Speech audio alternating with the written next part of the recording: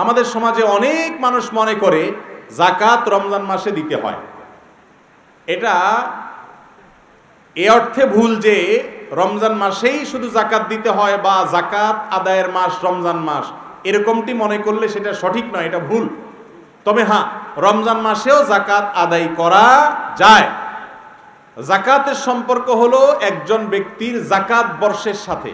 যাকাত বর্ষ কি? যাকাত বর্ষ হলো আপনাকে আল্লাহ তাআলা যাকাত দেওয়ার মতো সম্পদের মালিক বানাইছেন যখন পরবর্তী বছর ওই টাইম আপনার যাকাত বছর পূর্ণ হবে। কথার কথা, আমি জিলহজ মাস, কোরবানির ঈদের যে মাস, এই মাসে আমি যাকাত দেওয়ার মতো নেশাব পরিমাণ সম্পদের মালিক হয়েছি। 595 গ্রাম রূপা কিনতে যে পরিমাণ টাকা বা সম্পদ লাগে, এই পরিমাণ সম্পদের মালিক আমি হয়েছি জিলহজ মাসে।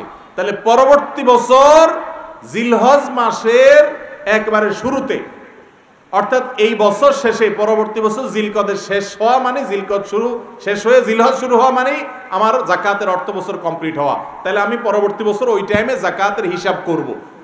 আমাদের দেশে বেশিরভাগ মানুষ যাকাত দেয় রমজান মাসে। ঠিক আছে, রমজানে যাকাত দিলে এটা দোষের না, কিন্তু আপনার যাকাতের হিসাবটা করতে হবে যাকাতের যে অর্থ বছর আসছে সে অনুযায়ী। কথা কি বুঝাইতে পারছি? আপনি সম্পদের মালিক, কথার কথা, আপনি চাকরি নিছেন, বেতন পাইছেন, খেটে জমছে, জমার পরে যাকাতের নেশাবের একটা ফিগার আছে না, এই ফিগার হওয়ার পর সেটা যখন হয়েছে পরবর্তী বছর ওই টাইমে আপনার যাকাত আপনার উপর আবশ্যক হবে। এটা প্রত্যেক ব্যক্তির আলাদা আলাদা হবে। আমার যাকাত বর্ষ একরকম, ওনারটা আরেক রকম হইতে পারে, ওনারটা আরেক রকম হইতে পারে, কিন্তু যাকাত আগে দেওয়া যায়। কথার কথা, জিলহজ মাস হইতে এখনো 3 মাস বাকি, আমি এখন থেকে হিসাব করে যদি যাকাত দিয়ে দেই, এটা দেওয়া যায়, আগে দেওয়া যায়। কিন্তু যাকাত রমজানেই দিতে হবে, এটা অনেকেই মনে করে, সেটা ভুল। রমজানেই শুধু যাকাত দিতে হবে এমন কোনো কথা নয়। যাকাত সারা বছর ধরে দেওয়া যায়। রমজানে গরিব মানুষের যাতে রোজা রাখতে পারে, ঈদ পালন করতে পারে, সেজন্য আপনি সহায়তা করলেন, সেটা ভালো কাজ। আর শুধু যাকাত নয়, রমজানে যাকাত দেন, পাশাপাশি আপনি রমজানে সাধারণ দান করেন প্রচুর পরিমাণে। বরং যাকাত এটা তো আপনি সারা বছর দিতে পারবেন, কিন্তু রমজানে দানের যে সওয়াব, এটা সারা বছর আপনি পাবেন না। এই জন্য সাধারণ দান দক্ষিণা করেন গরিব দুঃখীকে, আত্মীয় স্বজনকে, এবং মানুষকে যাতে রোজা রাখতে পারে, ঈদ উদযাপন করতে পারে। বাচ্চা জন্মের পর 40 দিন পর্যন্ত বাচ্চাকে একা ঘরে রাখা হয় না। ইসলামের দৃষ্টিতে এটা কতটুকু যুক্তিযুক্ত জানতে চাই। বাচ্চা জন্মের পর 40 দিন বাচ্চাকে একা রাখা হয় না, ঠিক আছে? তো এখানে তো ইসলামের দৃষ্টিকোণ না, এখানে বিষয়টা হলো বাচ্চা জন্মের পর একা একা রাখলে তো বিপদ হতে পারে, একা একা রাখবে কেন তারে? কিন্তু কেউ যদি এটা মনে করে যে বাচ্চা জন্মের পর 40 দিন পর্যন্ত তার সাথে কেউ না কেউ থাকতে হবে, 1 মিনিটের জন্য তাকে এক কক্ষে আলাদা রাখা যাবে না, তাহলে সেটা ভুল।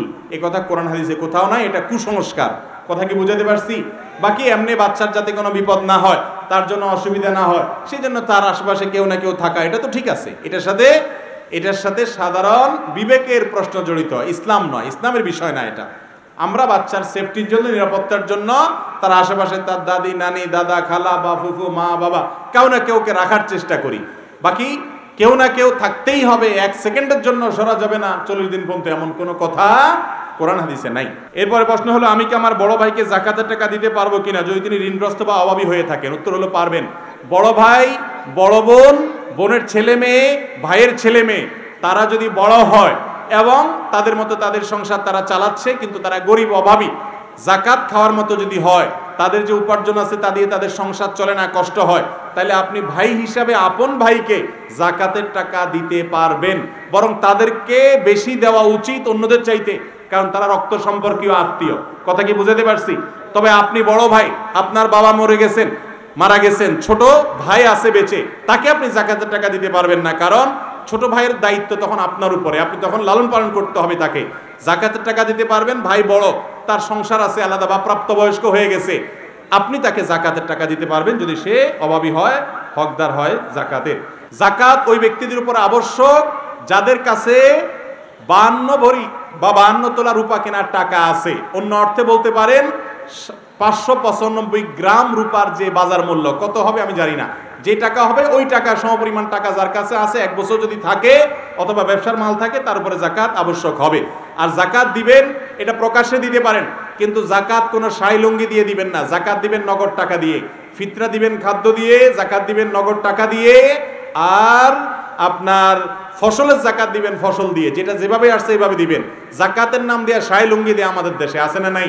এটা ভুল। আপনি শাই লুঙ্গি দেওয়ার কে ভাই? জাকাতের টাকা গরিবের হক, গরিবরে বুঝাই দিবেন টাকা দিয়ে, তার টাকা দিয়ে সে শাই লুঙ্গি কিনবে না আপেল কিনবে না ঔষধ কিনবে, এটা তার ব্যাপার, আপনি ঠিক করে দেয়ার কে? বুঝেন নাই কথা? এটা ভুল যে শাই লুঙ্গি কিনে দেওয়া হয়।